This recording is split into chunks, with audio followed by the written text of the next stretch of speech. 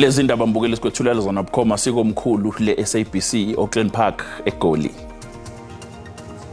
Nabe ngayishana kamenze phuzu umlaza ngameva siyakhuleka nenabesilo la ku SABC 1 ngabe ngenze likhulu iphuthu uma ngakushaya ngaphandle nawe mbukeli wethu osibuko ohlelo lwethu lisebenzisa ubuchwepheshe besimanje idigital terrestrial television ithimba le ndaba zesiZulu sele ididiyele okwami ukukuphakela zona nazi enohlonze kusihlwa nje.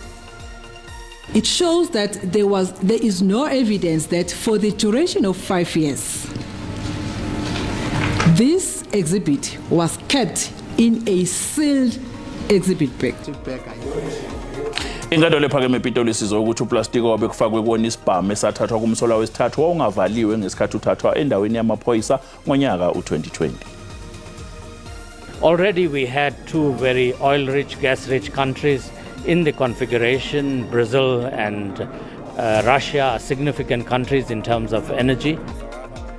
Angaphezulu kwamashumi amabili amazwe akhombise intshisekelo yokuba amalungu enhlangano iBRICS kepha isithupha kuphela aphumelele.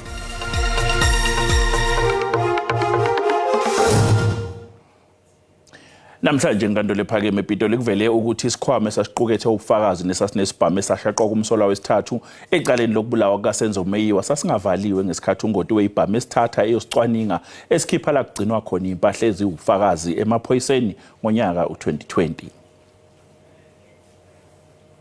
Ungoti wezezibhamu Colonel Chris Mangena wafaka isicelo sokuthatha isibhamu ukuze sisetshenziselwe uphenyo. Utho kwamshaqisa kakhulu kufica uplastiki esasifakwe kuwo uvulekile. Is it correct to say that in your that we had dealt with earlier on, you do not mention that Mr. Mangena came on the 20th of July 2020 to come and book out these items that he says, to put them out?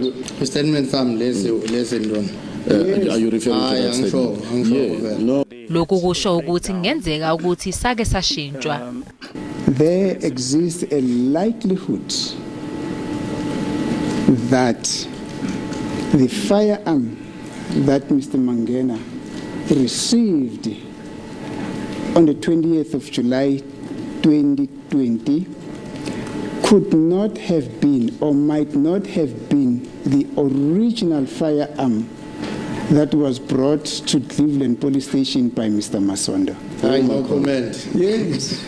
Lesibhamu sabe sithathwe kumsola wesithathu uMthobisi Mncube ngo2015 waboshelwa ukutholakala nesibhamu nezinhlamvu ngokungekho emthethweni wagwetshwa iminyaka engamashumi-35 ngokubulala okuhlobene nodlame lwamatekisi lesibhamu esabe sithinteka kukho. We have no evidence to say this exhibit, when it was stored for 5 years, it was contained in a seal bag. No comment. I cannot comment because I wasn't there during the time. From your evidence and from what has transpired in these records, it shows that there is no evidence that for the duration of 5 years, this exhibit was kept in a sealed exhibit bag. Yes. Kulindeleke ukuthi kubizwe ufakazi omusha ngomsombuluko njengoba lecala liqhubeka.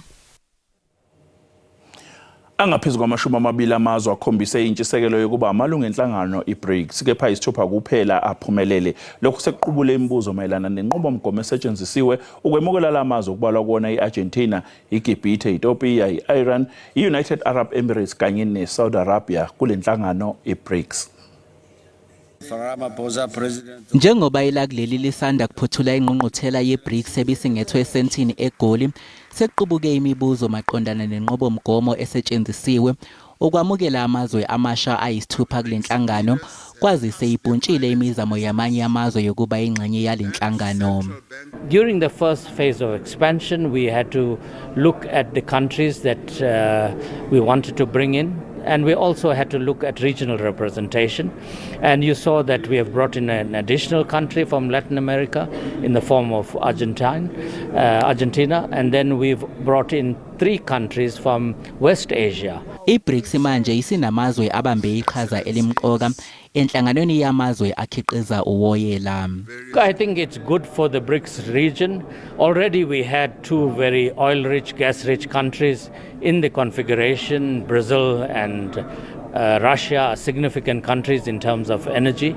Now you have these 3 countries that are also well endowed in terms of energy resources. Phakathi kwezinye zezinto ezigxekwayo ukuthi amanye amalungu amasha e-BRICS anomlando ongemuhle okwephula kwamalungelo abantu. Human rights is cherished by all of us. I don't think you can isolate human rights to 1 or 2 countries, and especially countries of the global south.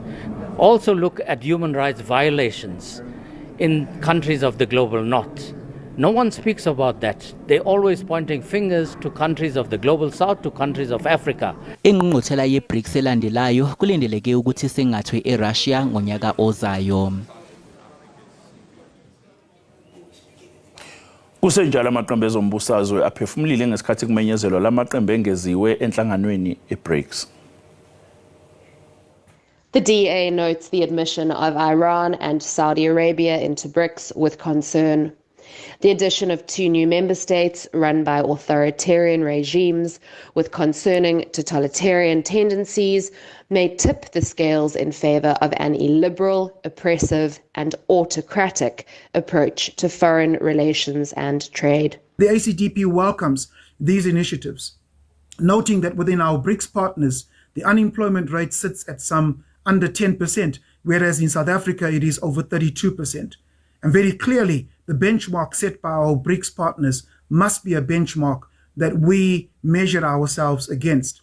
The ACDP has consistently said that we cannot be exporters of raw material and importers of finished products when we have such a high unemployment rate. We applaud President Cyril Ramaphosa and the South African government for hosting a very successful BRICS summit in the country. Once again, South Africa has demonstrated beyond any reasonable doubt that it is a country that is able and capable to host world-class conferences and meetings. The expansion of the membership of the BRICS countries was expected. It is clear that there is an effort to create an alternative against the Western economic bloc in future, but it is not as simple as that. It is not an easy road to travel. Even the discussion to create a new monetary system will not be easy. We believe that it is time that we do not only do that, but South Africa must actually opt out of the Rome Statute. It is time that we find ourselves amongst those who are able to prioritize us and where there is mutual beneficiation amongst member countries.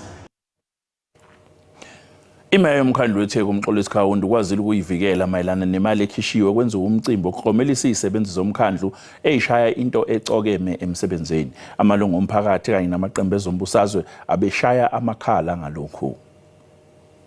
Idolobha laseThekwini liqinisekisile ukuthi limatasa nokuthuthukisa ingqalasizinda yomasipala weTheku ikakhulukazi ezindaweni ezisemakhaya kanye nasemadolobheni emva kokuhlasela kwezikhukhula nyakenye.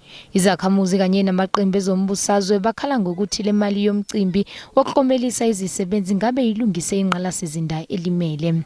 We want to clarify that these awards form part of the items that were approved by the council when it adopted its budget at the beginning of the current financial year.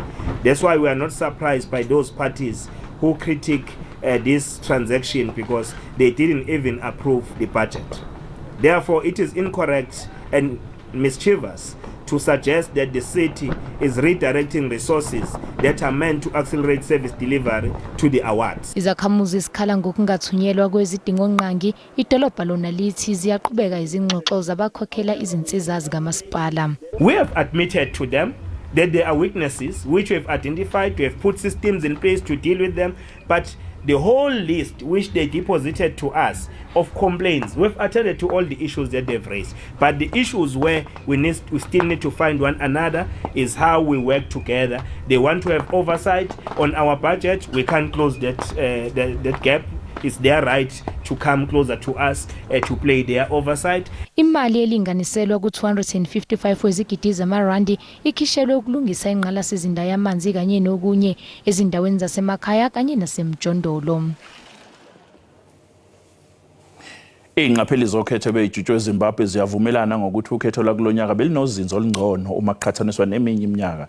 Emini namhlanje inhlokodolobha iHarare amathimba ehlukene ingqapheli abethunywa ukuyoqapha ukhetho eZimbabwe ethula imbiko yawo yesikhashana ngalokho aqaphelile ngokhetho oludonse insuku ezimbili kuleli yazwe. Ikhomishana engamele ukhetho ezweni isiliqalile uhlelo lokubalwa kwamavoti.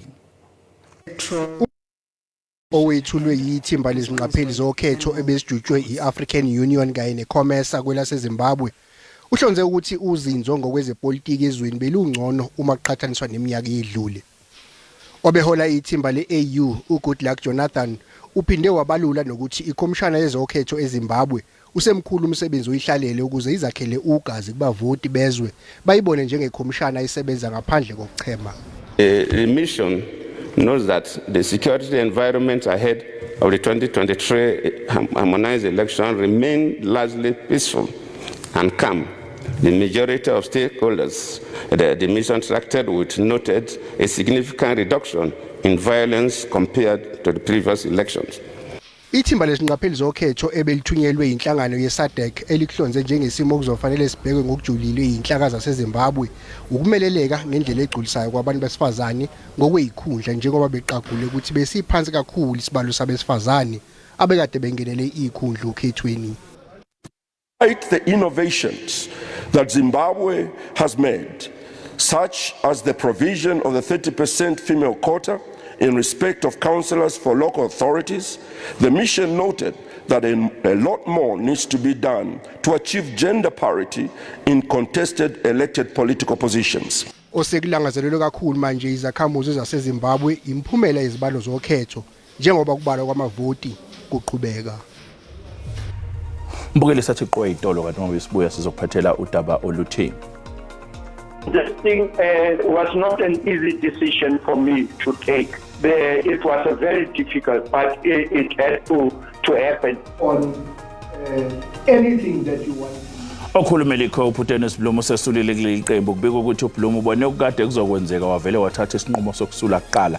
Lelo daba mbukeli ngezinye zeindaba esobe siphethe uma ngabe sibuye itolo wena qhubeka uhlale nathi. Kwamukele mbukeli uma usanda kungena udabeni oluphambili besibike ukuthi inkantolo ephakeme ePitoli isizwe ukuthi uplastiko wabe kufakwe kuwena isibhamu esathathwa kumsola wesithathu wawungavaliwe ngesikhathi uthathwa endaweni yamaphoyisa ngonyaka u2020. Asikhumbuze ke mbukeli ukuthi lezi ndaba ikhona na ku YouTube wena kumele ukwenze ngena kuyona uyicinga ngamagama athi SABC Izindaba na kanjani ngikuthembisa uzoyithola njengoba zinjalo. Okhulumeli Dennis Bloom sesulile kuleli qembu kubikwa ukuthi ufake incwadi yakhe yokwesula namhlanje kuseni. Usihlalo waleli qembu kuzwelonke uTebukhuluwade uthi ukusula kaBloom kungenxa yokubona okukade kuzokwenzeka washeshe wathatha lesinyathelo. Ulwade uthi ubulungu bukaBloom bahoxiswa isigungu esiphezulu seqembu ngesikhathi sibambe umhlangano eBloemfontein esifundazweni eFree State ngempela sonto eyedlule. Thing of the deputy president Willie Madisha and Comrade Sheko being expelled from the Congress of the People. It had a very big influence in my decision to resign from the Congress of the People. I can't say it didn't come as a surprise because in as much as he might say that the meeting that took a decision to terminate his membership this past weekend is unconstitutional. That's his view, but that meeting, with the powers that it had, took such a decision. And this comes a long way from what has been going on in the party and, of course, the opportunity that was given to Dennis Bloom himself at his own request to meet with the very people that today he says they are unconstitutional. Ungqongqoshe wamaphoyisa ubheka icele uthi inkinga yokuxazulula inkinga zase-Western Cape kudinga-ke ukuthi kubanjiswane neminyango kahulumeni eyehlukene. Ucele ubehambele indawo zasenyakatho yaseGqeberha namhlanje njengoba ebethula ngokusemthethweni umkhankaso wokulwa nobugebengu i-Operation Shanela. IGalvandale nedume ngamaqela onqevu ibizele izithuthi zamapolisa namhlanje. Abahlali bathi lena into abanqwenela ukuyibona mihla le. Apha bahlala besoyika bekwahlala nabophula imithetho abanobundlobongela. What we must address is the shortage of vehicles. I think we are addressing, as the minister was saying, last year we were giving 10,000, this year we're giving 10,000, next year we're giving 10,000. I believe that there's nothing that we can't resolve if we can all sit down round table. Community bring their complaints uSABC's account. Inkqubo Operation Shanela neqale ngoMeyi kulo nyaka sele ineziphumo ezincomekayo. Bangapha kwamawaka amane abuphula imithetho ababanjwe kwiphondo leMpuma Koloni susela ngoko. Since the launch on the 8th of May in South Africa, we have arrested highly wanted criminals and those that we find them doing the crime. In 3 months, 109,000 South Africans. It's a bad thing to say, but we have. Iziko elitsha lokuvavanya ubungqina obuqokelelwe kwindawo yolwaphulo mthetho sele lizokuvulwa nto leyo izokunceda kuqukunjelwe uphando ngokukhawulezileyo. The president will be this one on the 31st of this month. Is one of the top, is new, is a state of the art and all that. Kwindaba ze-SABC ndingu-Anda Nqonji Gqeberha. Abaholi bomphakathi Alexandra inyakatho yeGoli banxusa amaphoyisa ukuthi alithathele phezulu udaba lokwenyuka kwezigameko zobugebengu kule ndawo. Lokho kuzemva kwesigameko sokuhlaselwa kwabaqaphe inzolaboya kule ndawo esenzeke emasontweni amabili edlule. Sekuphela isonto kungcwatshwa omunye wabaqaphe ubugebengu Alexandra lomphakathi namanje usahlalele ovalweni njengoba abamsulwa bephenduka izisulu nje kule ndawo. At night, when there's something in the house, it's your own risk to come out. You will never come out. They are killing our patrollers and we don't know who gonna look after us. Isicelo salomphakathi ukuthi kwengezwe usizo njengoba kuzanywa ukunqanda lobumzolaboya. Number one, they should give them at least the training. Number two, they give them the bulletproofs. Number three, I think there must be a certain stipend because these people are really putting their lives on the line. Lesi sicelo siza ngemumva kokuhlaselwa kwabaqaphe ubugebengu kulomphakathi kwadutshulwa kwalimala abantu abaningi okubalwa kubo uPaulos Mzimelo neminyaka engama-59 ubudala kanti uThulani Zumo neminyaka engama-52 yena wadlula emhlabeni kuso lesi sigameko. We are asking upon the police to be more proactive and they must be visible to the communities. Umphakathi uphinde wanxusa nabaphathi bamaphoyisa ukuthi babheka amaphoyisa akhohlakele bese bawathathela inyathelo. Banxusa lokhu nje ngoba bakholelwe ekutheni nakho kunembangela njengoba bunganqandeki nje ubugebengu. Umasipala inkomazi esifundazweni eMpumalanga usungule umkhankaso wokuqwashisa ngodlame lweyamene nobulili ngenxa yokudla lubi kwalesi sihlava kule ndawo. Ziphume ngobuningi bazo izakhamuzi zasenkomazi ukuyoba ingxenye yomkhankaso wodlame olweyamene nobulili. Ezinye zale zakhamuzi ziyisulu zalolu dlame. We have almost 350 cases that has been reported for GBV, 110 cases for rape. That's why we feel a need as the municipality to let's try and communicate with our communities, educate them what it is that is supposed to do. Abesifazane balandise ngezimo sebedlule kuzo behlukunyezwa yilabo abahlekisana nabo. Nelikhaya lami lengitakhele lona ngahlala ngenzaba yendlala nokuhlupheka ngathi sikumele ngiphume ngibheke indoda ngihlala nayo ekhathe ekhaya lami kwahlukubeteka mina kwahlukubeteka nebantu abami. Bantu abami sebangibalekele bonke likhaya sengidecide ukulithengisa. Kule nyanga nje kuphela sekubikwe amacala ngama-26 okuhlukunyezwa okweyamene nobulili. At Masukumeni, we assist victims by providing counseling and providing to those who need shelter. We provide them with shelter and also refer them to different stakeholders when needed. Imeya yaseNkomazi uphindile Magagula ithi inethemba lokuthi lo mkhankaso uzogqugquzela izisulu ukuthi ziphumele obala ukuze zithole usizo eziludingayo.